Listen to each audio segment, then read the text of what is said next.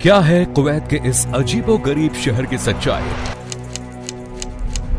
रेगिस्तान काट कर बना है ये समुद्री शहर। साल था 1990। कुवैत अपनी अमीरी शान और शौकत के ऐसे फेज से गुजर रहा था जहां हर एक Kuwaiti sea facing luxury house का ख्वाब रखता था। अपने इसी सपने को हकीकत में बदलने के लिए कुवैत ने इंट्रोड्यूस किया एक ऐसे मेगा इंफ्रास्ट्रक्चर प्रोजेक्ट को जिससे कुवैत के जलते रेगिस्तान में भी लोगों को बीच फेसिंग आलिशान रेजिडेंट का दीदार हो सकता था। ये कहानी है रेगिस्तान के बीच बसाए गए ऐसे समुद्री शहर की जिसके लिए कुवैत ने नेचुरल लॉज से पंगा ले लिया और अपने देश को रिचनेस और रॉयल्टी का सिंबल बनाने के लिए समुद्र को खींचकर रेगिस्तान तक ले आए। बड़ी खूबसूरत इमारतों और टॉप नॉच आर्किटेक्चर के साथ आज इस शहर का कोना कोना कहता है कि the luxury is here, where are you. लेकिन इस सिंबॉलिक टास्क को पॉसिबल कर दिखाना कुवैत के लिए किसी अग्नि परीक्षा से कम नहीं रहा। इस सफर में कुवैत को आग के ऐसे दरिया से गुजरना पड़ा जहां कई बार इस ड्रीम प्रोजेक्ट पर फेल्योर के बादल भी छाए, मगर कुवैत ने बिना हारे कैसे सिविल इंजीनियरिंग के इस जीते जागते मॉडल को रियलिटी में बदल डाला, ये आज हम आपको बताते हैं। ये है सबाह अल अहमद सी सिटी, कुवैत के 2.5 लाख लोगों का आलीशान घर, जहां उनके पास न केवल सी फेसिंग व्यू है बल्कि दुनिया की टॉप क्लास फैसिलिटीज और पॉपुलर टूरिस्ट स्पॉट्स भी है। यहाँ का रुतबा आज कुछ ऐसा है कि टूरिस्ट भी इसके दीदार के लिए तरसते हैं।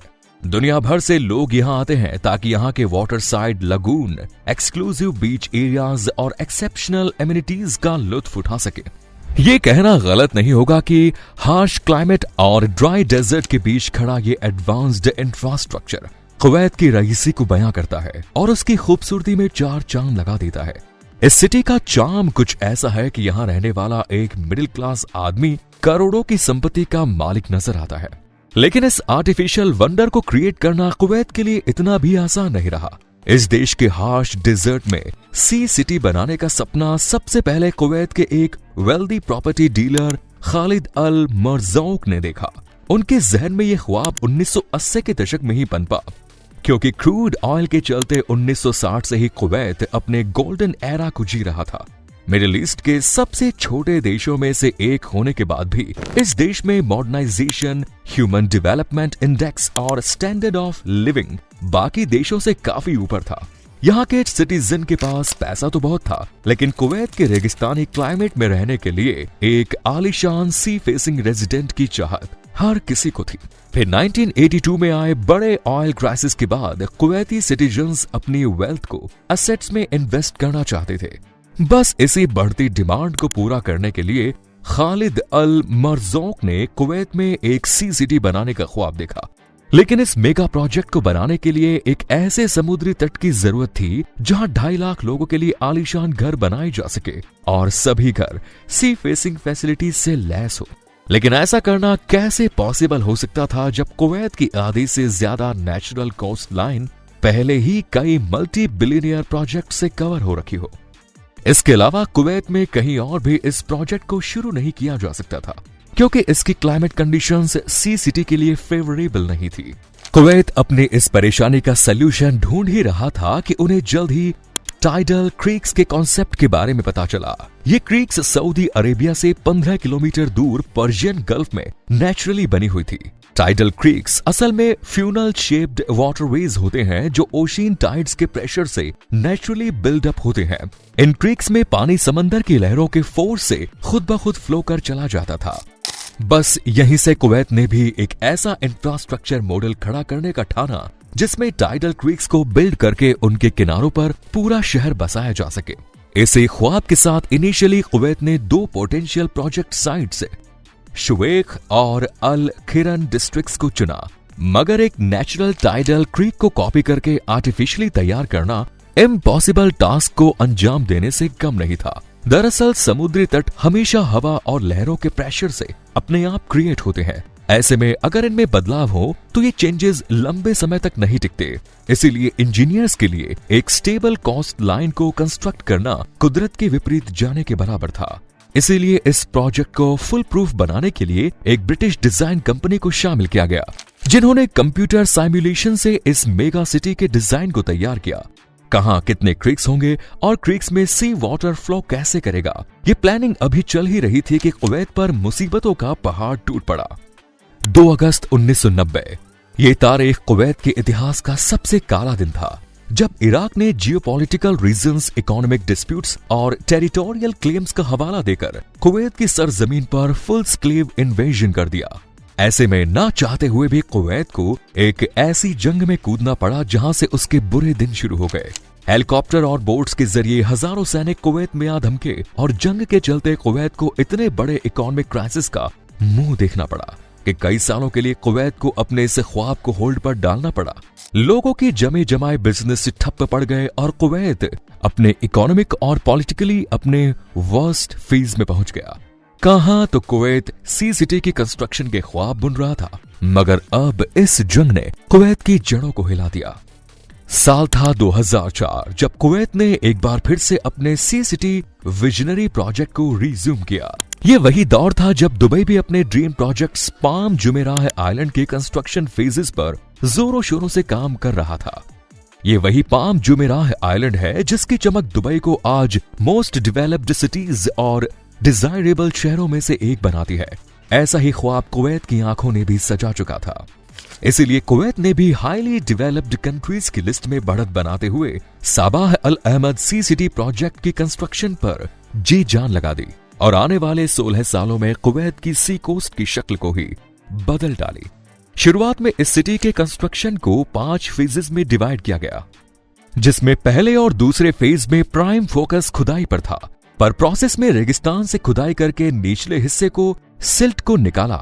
सिल्ट एक ऐसा कीचड़ और सैंड थी जिसके ऊपर कोई भी बिल्डिंग नहीं बन सकती थी, इसीलिए निचले हिस्से से इसे निकलना जरूरी था। इस प्रोसेस के लिए पहले ऊपरी लेयर से रेत को अलग किया गया, फिर नीचे से सिल्ट को निकालकर दोबारा रेत को भरा गया और जमीन के लेवल को ऊपर किया गया।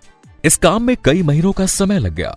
मास लेवल पर सिल्ट को निकालने के लिए हजारों वर्कर्स ने दिन रात इस प्रोजेक्ट पर काम किया।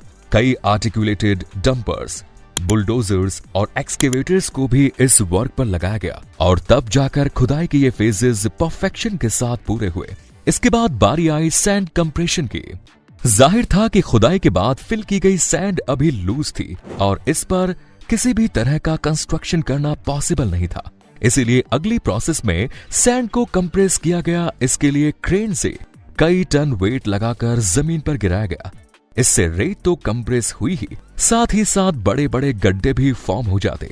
बेस्ट रिजल्ट्स के लिए 1 नहीं 2 नहीं बल्कि दिन में कई बार इस प्रोसेस को किया जाता। ये प्रोजेक्ट अपने 3rd फेज में अभी तेजी से आगे बढ़ ही रहा था कि सबसे कॉम्प्लेक्स प्रोसेस इंजीनियर्स के सामने खड़ी थी। उन्हें डर था कि आर्टिफिशियली डेवलप किए गए इन क्रीक्स में सी वाटर तेजी से फ्लो करेगा भी या नहीं। अगर ऐसा नहीं हुआ तो पानी में फंगस लग जाएगा और इसकी बदबू चारों ओर फैलकर सी सिटी को रहने लायक नहीं छोड़ेगी। यानी कि सालों की मेहनत, प्लानिंग और $बिलियन यूं ही जाया हो जाएंगे और ये प्रोजेक्ट एक बिग ब्लंडर बनकर रह जाएगा। ऐसे में इंजीनियर्स की टीम ने एक नया रास्ता अपनाया और वाटर प्रेशर को मेंटेन करने के लिए टाइडल गेट्स का सहारा लिया गया। कंप्यूटर साइमुलेशन के सहारे पहले इस टेक्नोलॉजी को टेस्ट किया गया। दरअसल इन गेट्स का काम एक तरफ से आने वाले वाटर प्रेशर पर खुद ब खुद खुलना था और प्रेशर कम होने पर बंद होना था। आखिरकार टेस्टिंग में पाया गया कि इंजीनियर्स के इस आइडिया का सक्सेस रेट 100% है और इसे इंस्टॉल करने के बाद सी वाटर सभी बीचेस पर आसानी से पहुंच सकता है। लेकिन इस परेशानी के सुलझने के साथ ही एक और मसला इंजीनियर्स के लिए तैयार था। अब सबके जहन में यही सवाल था कि मेगा सिटी में बनने वाले 250 न्यू बीचेस के लिए बीच पर मिलने वाली सैंड कहां से आएगी।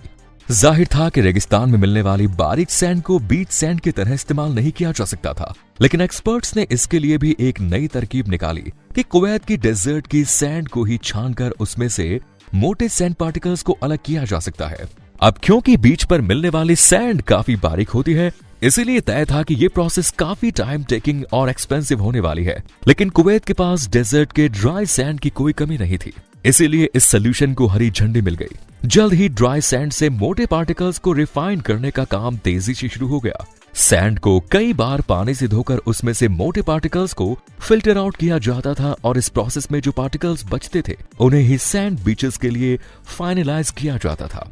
सैंड को रिफाइन और फिल्टर करने के इस प्रोसेस पर कई महीनों तक काम किया गया और आखिरकार धीरे धीरे ये प्रोजेक्ट अपने फाइनल फेजेस में पहुंचा।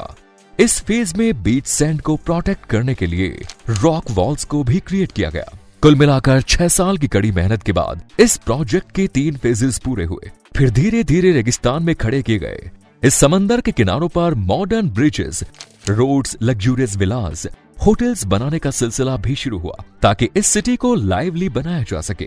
खास बात यह थी कि इस सिटी को बनाने में एनवायरमेंटल सस्टेनेबिलिटी का भी खास ख्याल रखा गया। इसीलिए जब ये शहर बनकर तैयार हुआ तो इसमें अर्बन प्लानिंग, ग्रीन स्पेसेस और शानदार आर्किटेक्चर को बिल्डअप करने का खास ख्याल रखा गया। आज 200 किलोमीटर में फैला ये आलीशान शहर अब काफी हद तक बनकर तैयार हो चुका है और इसके कोने कोने में हमें रॉयल्टी, लग्जरी और मॉडर्न अर्बनाइजेशन की झलक देखने को मिलती है। साल 2016 में जब इसे पहली बार खोला गया तो इस भव्य आर्टिफिशियल आइलैंड की चकाचौंध ने पूरी दुनिया का ध्यान अपनी तरफ खींचा।